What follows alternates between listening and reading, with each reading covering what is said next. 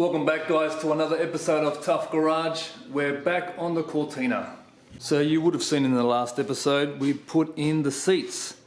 Now, just to clear something up, these are based on a Recaro, not a Shield, my mistake. So you would have seen previously that I did some mods on the rear bar. So I sliced it, I diced it, I made it very nice. So it's much shorter, not so deep, not so long, and the sides are much shorter. Now what we need to do is the exact same thing on the front. But the other thing that we don't have to do is we do not have to slice all this off and remove some depth, because amazingly, without me even measuring, as in measuring before I started the rear, this measurement here from this point to this point is exactly the same as the rear bar is now. So that's excellent. That's the exact look I'm after. So the rear bar used to sit out to here. This one doesn't do the same, being the front bar, so it saves me a hell of a lot of time. But as you can see here, look at that gap. Now from factory they had a little like rubber overhang or a little flap thing that used to be on the actual underside of the bar and would sort of hide that. Now plus keep wind sort of, you know, going in the right direction and things like that. This one I've taken it off and you can see the difference. Now I didn't like the little rubber bit, it didn't look finished, it was just like a little add-on. So what I'm going to do to this, modify the brackets to start with, tuck the bar up nice and tight, give a 10mm gap, and then we'll see how far these protrude further back and take some, you know, length out of the sides. So on the rears I took off 70mm. These might need a bit more, they look a little bit longer, but we'll see how they look once it's sort of tucked in first. So let's get started on that.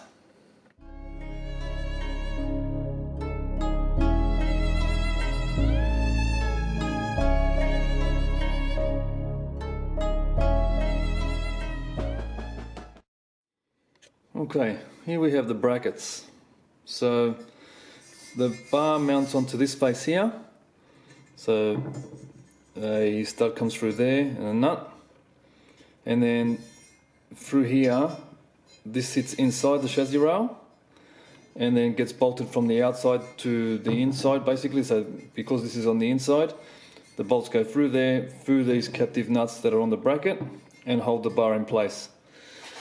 Now, if you can see, because we've still got this straight section here, what I'm going to do is I'm going to remove the spot welds. See these spot welds here? There's spot welds at the top, bottom and the front. I'll drill them out. Then I've worked out that by taking away 15mm of this gives me a nice tuck of the bar and still gives a 10mm gap. Cut that there, put this back on, spot weld it back on or plug weld it, and then that way I'm not actually modifying the position of the bracket at all, and I can still use the side brackets.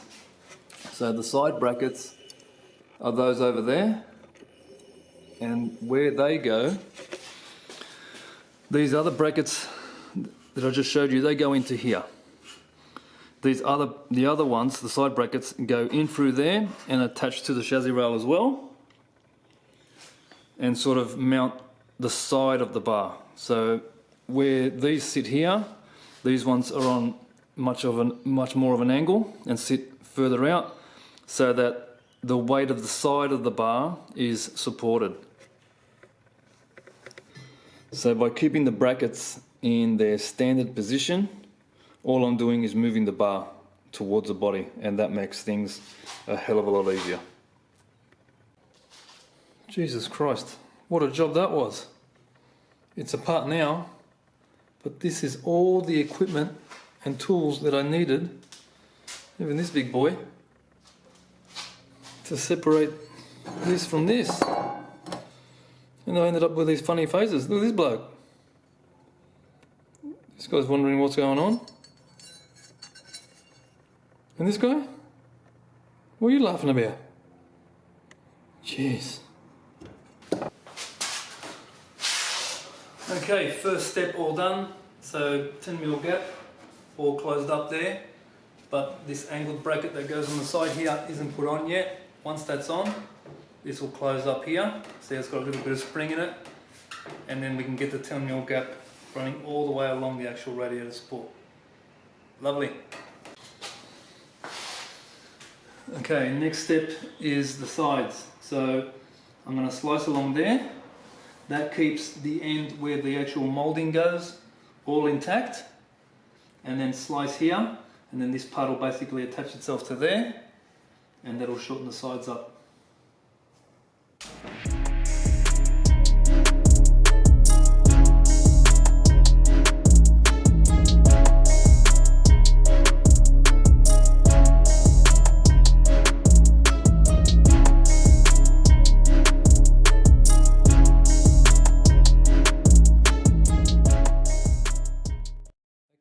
The end is cut, much shorter now, but we can't just glue it back on. Can you see the issue?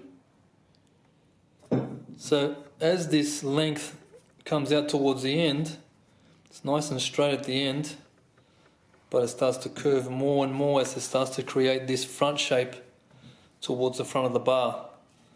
So what we have to do is do some relief cuts into the actual end. I did this on the rear bar as well. And then these can bend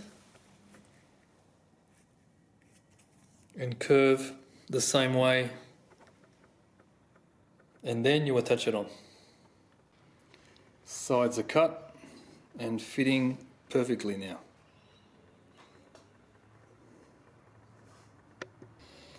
Okay, and there's a little bit of finessing in this area here. Now, it's a little bit hard to see on the camera, but this swage line here lines up with this part here. This in here is where the chrome moulding goes. So that's the look I was going for. So I've got that to line up perfectly with that line. It's a little hard to see, but looking at it from the top, which is what you're going to be looking at it from, it lines up perfectly. Now, this part here doesn't. So what I need to do is slice along the bottom here like that with the air saw, and then bring this part in a little bit so that it lines up on this corner here. I've done that on the other end already. I just need to do it on this one.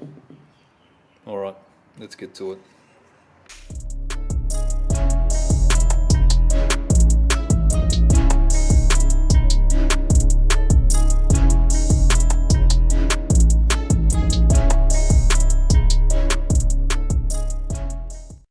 Started making the pieces for the insert brace. It all bolts on to the factory locations and holds the bar nice and stiff, doesn't allow it to sag in the center, and work all as one unit. This is how much sag an original bar has without the brace. No bueno. This is how much sag it has with the brace. Muy bueno! The side bracket was also modified with 15mm removed. The sides of the bar needed slight trimming to fit nicely against the guard. These are the side holders and adjusters. They work by allowing a furniture bolt to slide in and lock into place. By making a slot in the side of the guard, it allows for adjustment up and down. Before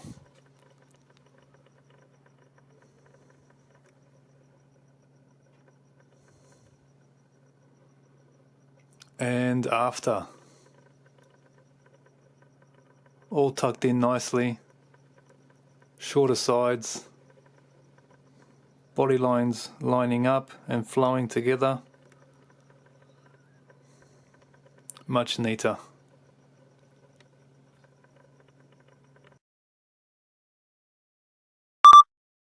Yeah. That's why I had to extend them. Use those so it lifts itself. Yeah, do one more. Also tape all along here. Wow, that's mad, bro. That's fucking... That's fucking sick.